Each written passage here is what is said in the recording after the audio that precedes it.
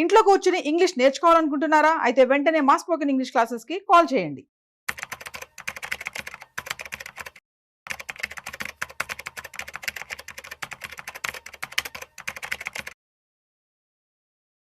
చాలా మంది కూడా రిటైర్డ్ అవ్వడానికి సిద్ధమవుతూ ఉంటారు. సో రిటైర్డ్ అయిపోయిన వాళ్ళు కావచ్చు, రిటైర్డ్ అవ్వడానికి సిద్ధమయ్యే వాళ్ళు కావచ్చు, ఎటువంటి సీనియర్ సిటిజన్ స్కీమ్స్లో పెట్టుబడి పెట్టాలి, అసలు మార్కెట్లో ఏమేమి స్కీమ్స్ అవైలబుల్గా ఉన్నాయి, సో ఎలా డబ్బులు సేవ్ చేసుకోవాలి, వీటికి సంబంధించినటువంటి పూర్తి సమాచారం ఇవాళ మనతో చెప్పడానికి ఫినాన్షియల్ ఎక్స్పర్ట్ గిరిబాబు గారు ఉన్నారు. సో గిరిబాబు గారు మాటల్లో మరింత సమాచారం అడిగి తెలుసుకుందాం. హాయ్, హలో, నమస్తే, వెల్కమ్ టు సుమన్ టీవీ. నేను మీ Rajiv Pasupuleti. So let's start. So hi sir, నమస్తే. నమస్తే అండి, ఎలా ఉన్నారు? ఫైన్ అండి. సో సీనియర్ సిటిజన్ స్కీమ్స్ ఇప్పుడు చాలా మంది కూడా అడుగుతూ ఉన్నారు సార్. సో కామెంట్స్ కూడా రావడం జరిగింది. So as a part of it నేను మీకు ఈ పాయింట్ రేస్ చేస్తున్నాను. సో ఏమేమి స్కీమ్స్ అవైలబుల్గా ఉన్నాయి, అసలు సీనియర్ సిటిజన్స్ అంటే ఆ టైంకి లైఫ్ సెటిల్ అయిపోవాలి కదా, కానీ ఆ టైంలో కూడా స్కీమ్స్ అంటే అసలు ఎంతవరకు వర్కౌట్ అవుతాయి అండ్ ఎలాంటి రిటర్న్స్ వస్తూ ఉంటాయి? రీసెంట్గా నా దగ్గరికి ఒక రిటైర్డ్ ఎంప్లాయ్ వచ్చాడు. ఓకే. సో తన ఏజ్ జస్ట్ రిటైర్డ్ అయ్యి 1 month కూడా కాలేదు. ఓకే. లాస్ట్ June 30కి అనుకుంటా రిటైర్ అయింది. సో రిటైర్ అయినప్పుడు అతని చివరి శాలరీ July 1st పడింది. June 30 retired, last day July 1st salary పడింది. పడిన తర్వాత ఇంకా ఆల్మోస్ట్ ఆల్ ఒక 10 days అవుతుంది ఇప్పుడు. ఓకే. సో తనకి నెమ్మదిగా ఇక నెక్స్ట్ August 1st నుంచి నాకు శాలరీ రాదు అనే విషయం అర్థమైన కొద్దీ literally you believe are not డిప్రెషన్లోకి వెళ్ళిపోయి ఉంటారు. అసలు చాలా అసలు మాటలు చెప్పలేని ఒక స్థితిలోకి వెళ్ళిపోతున్నారు ఆయన. గత 32 సంవత్సరాల నుంచి సర్వీస్ లో ఉండి 32 సంవత్సరాల నుంచి ప్రతి నెల ఫస్ట్ టింగ్ అని మెసేజ్ వచ్చేసరి పొద్దున శాలరీ పడేది. అలాంటిది నాకు చివరి శాలరీ వచ్చేసింది, ఇక నెక్స్ట్ August 1st నుంచి శాలరీ రాదు అనే విషయాన్ని గుర్తొచ్చి చెప్పిన వల్ల డైజెస్ట్ చేసుకోలేకపోతున్నాడు తను. అయ్యో.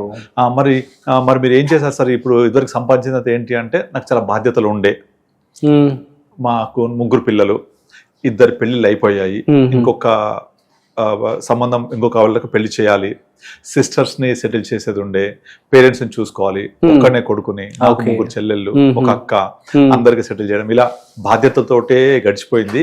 ఇప్పుడు నాకు 3 పిల్లలు, 2 సెటిల్ అయిపోయారు, ఒక్కరికి నేను ఇప్పుడు పెళ్లి చేయాలి. నాకు ఇప్పుడు రిటైర్ అయ్యాక డబ్బులు వస్తాయి, కొత్త రిటైర్మెంట్ కార్పస్ వస్తాయి. వచ్చిన తర్వాత ఆ డబ్బులతోటి ఇప్పుడు నాకు 3వ సంతానానికి పెళ్లి చేయాలి, సెటిల్ అయిపోతుంది. కానీ ఇక్కడ నా ప్రాబ్లం ఏంటంటే, నాకు మంత్లీ ఇన్కమ్ ఎవరు ఇవ్వాలి? ఓకే. ఇప్పుడు నా వయసు 61 సంవత్సరాలు, స్టేట్ గవర్నమెంట్ అయినా. సో 61 సంవత్సరాలు, ఇంకా నేను కనీసం వర్స్ కండిషన్ లో కూడా ఒక 20 సంవత్సరాలు బతకొచ్చు కదా. ఇప్పుడు మనం నార్మల్ గా మన గ్రాండ్ ఫాదర్స్ చూస్తే వాళ్ళ రిటైర్మెంట్ ఏజ్ తర్వాత బ్రతిక ఏజ్ తక్కువ ఉండేది, మన ఫాదర్స్ ఏజ్ నుంచి కొంచెం పెరిగింది. ఇప్పుడు జనరేషన్ ఇంకా పెరుగుతోంది. సో అట్లీస్ట్ ఒక 10 నుంచి 15 సంవత్సరాలు తను హ్యాపీగా జీవనం కొనసాగించవచ్చు. కానీ ఈ టైంలో తనకి ఎవరు ఇవ్వాలి? అయితే పెన్షన్ వస్తుంది, కొంచెం ఒక పెన్షన్ వస్తుంది, డౌట్ లేదు అందులో. కానీ అతని బాధ్యతలు పూర్తిగా అవ్వలేదు. ఎంతైనా పెన్షన్ అనేది ఫుల్ అమౌంట్ రాదు కదా. సో ఆ వచ్చే డబ్బులు సరిపోతాయా? సరిపోవు. అండ్ అన్ఫార్చునేట్లీ సొంత ఇల్లు కూడా లేదు. అయ్యో. మెజారిటీ ఆఫ్ అమౌంట్ కిరాయికి వెళ్ళిపోతుంది. తర్వాత మెయింటెనెన్స్ ఇవన్నీ కావాలి. సో ఆ వచ్చే డబ్బులు ఎలా మేనేజ్ చేసుకోవాలి చెప్తూ ఉంటే నాకు చాలా బాధ అనిపించింది. అసలు నాకు ఒక పక్క కోపం వచ్చింది కూడా. ఇప్పుడు మీరు ఎన్ని బాధ్యతలు ఉన్నా కూడా మీరు ప్రతి నెల సంపాదించే సంపాదనలో 90% మీవి ఈరోజు ఖర్చు పెట్టుకోవడానికి. అట్లీస్ట్ ఒక 10% రేపటికి దాచిపెట్టుకోవాలి కదా. ఆ రేపు అనేది ఖచ్చితంగా వస్తుంది కదా. మీరు రిటైర్ అవుతాం కదా, రిటైర్ అయిన తర్వాత మళ్ళీ మీకు ఎవరిస్తారో రెగ్యులర్ ఇన్కమ్ ఇవ్వాలి కదా. సో అదంతా స్పృహ మనకు ముందు నుంచే ఉండాలి. ఇప్పుడు వచ్చి నేను ఏం చేయాలి అనే క్వశ్చన్ అది మీరు అడిగినట్టుగా. అయితే అతనికి రిటైర్ అయిన తర్వాత కొంత కార్పస్ వస్తుంది, కొంత పెద్ద మొత్తమే వస్తుంది. నేనేం చెప్పారంటే, ఆల్రెడీ వచ్చేదాన్ని మీరు కొంత ప్రధానమంత్రి వైవందన్ యోజన అని ఒక స్కీమ్ ఉంటుంది, అది ఫిక్స్డ్ ఇన్కమ్ ఇచ్చే స్కీమ్. అది అందులో మంత్లీ ఇన్కమ్ పెట్టేసుకోండి. తర్వాత పెద్దల పొదుపు పథకం పోస్ట్ ఆఫీస్ లో, దానికి సీలింగ్ ఉంటుంది. అందులో వైఫ్ పేరు మీద తన పేరు మీద కొంత చేసేసుకొని అందులో క్వార్టర్లీ పే అవుట్స్ ఉంటాయి, అది తీసుకోండి. Remaining amount mutual funds, balance funds అని ఉంటాయి, ఆ బ్యాలెన్స్ ఫండ్స్ లో పెట్టుకోండి. ఈ బ్యాలెన్స్ ఫండ్ లో పెట్టుకోవడం వల్ల మీకు ఏమవుతుందంటే, ఒక 6 to 7% సిస్టమాటిక్ విత్డ్రాల్ ప్లాన్ పెట్టుకుంటే మీకు ఎవ్రీ మంత్ కొంత మంత్లీ ఇన్కమ్ లాగా వస్తూ ఉంటుంది. కొంచెం ఎలాగ పెన్షన్ వస్తుంది. ఆ పెన్షన్ అమౌంట్ వచ్చేసి మీకు ఇవన్నీ కలుపుకుంటే కొంతవరకు సరిపోతుంది. కానీ ఇక్కడ ప్రాబ్లం ఏంటంటే, అతని బాధ్యతలు పూర్తిగా అయిపోలేదు. ఇంకా మెయిన్ గా ఓన్ హౌస్ లేదు. ఓన్ హౌస్ ఉంటే రెంటల్ ఎక్స్పెండిచర్ లేకపోవడం వల్ల చాలా వరకు హ్యాపీగా గడిపేయచ్చు.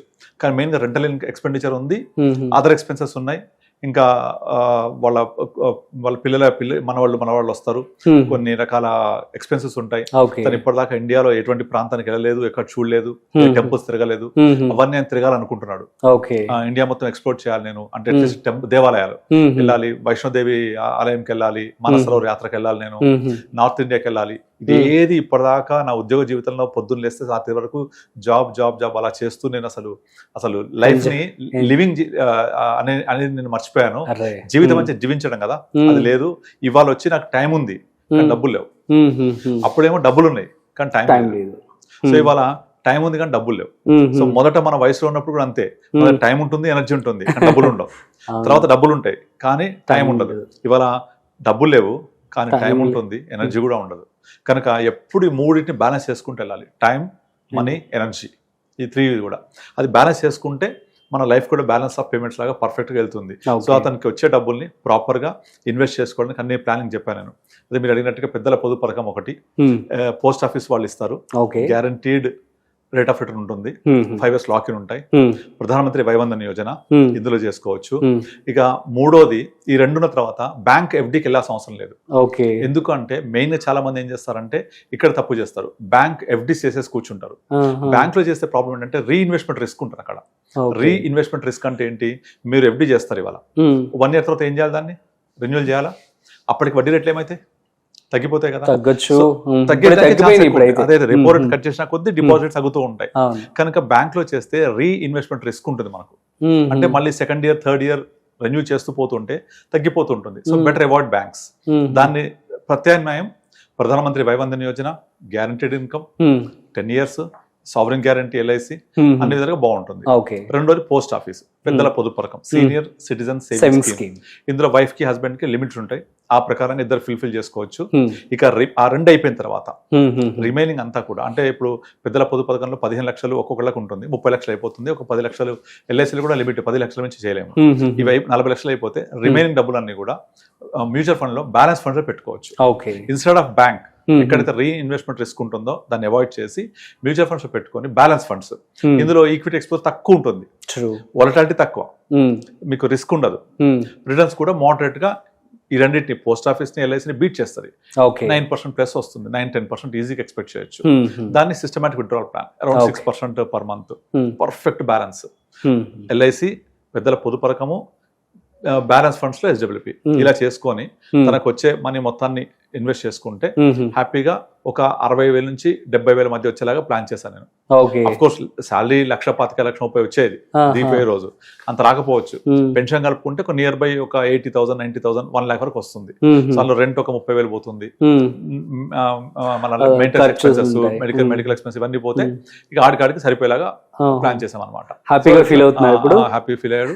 సో కానీ కాకపోతే తను ఫస్ట్ మినిట్ లో నేను రిటైర్ అయ్యాను, నాకు శాలరీ రాదు, ఫస్ట్ వస్తే నాకు ఏం చేయాలి అర్థం కావట్లేదు, నాకు రెంట్ కట్టాలి, ఇవన్నీ ఉన్నాయి. మరి ఎందుకు ఇల్లు తీసుకోలేదు అంటే ఊర్లో ఉంది. అయ్యో, కానీ ఊర్లో ఉంది కానీ అది అమ్మాలంటే అమ్మలేము, అటాచ్మెంట్. మరి హైదరాబాద్ లో సెటిల్ అయ్యాం కదా, ఇక్కడ ఇల్లు కొనుక్కోవాలంటే కొనలేము, కామన్ మ్యాన్ కి అందే పరిస్థితులు లేదు ఇల్లు ఇప్పుడు. సో ఇక్కడ కొనలేము, ఉన్నది అమ్మలేము, అక్కడ వెళ్ళి ఉండలేము, ఇక్కడ ఉండాలి. సో ఇవన్నీ ప్రాబ్లమ్స్. అక్కడ కిరాయి వస్తుందా, రాదు, ఇక్కడ కిరాయి ఎక్కువ కట్టాల్సి వస్తుంది. ఇవన్నీ ప్రాబ్లమ్స్. అండ్ పిల్లలకు మ్యారేజ్ అయింది, బట్ వాళ్ళంతా వాళ్ళ ఉద్యోగరీత్యా ఎక్కడ కూడా సెటిల్ అయిపోతున్నారు, బెంగళూరు అని వేరే ప్లేస్లలో వెళ్ళిపోతున్నారు, అబ్రాడ్ ట్రై చేస్తూ ఉంటారు. సో ఇంకా పిల్లలకు పెళ్లి లేక వాళ్ళ ఓన్ హౌసెస్. సో చివరికి మిగిలేదు ఎవరు, నేను నా వైఫ్ ఇద్దరమే. సో మళ్ళీ రెంట్ కట్టుకోవాలి మేము. సో ఇవన్నీ ప్రాబ్లంలో regular income is very very very important. So అది మీరు ప్లాన్ చేయాల్సింది చాలా ముందుగా చేయాలి. మీరు 35-40s లో ప్లాన్ చేయాలి. 60 years వచ్చి ప్లాన్ చేస్తే కష్టం అది. బట్ స్టిల్ ఇలా ప్లాన్ చేసుకొని we have given the best practice.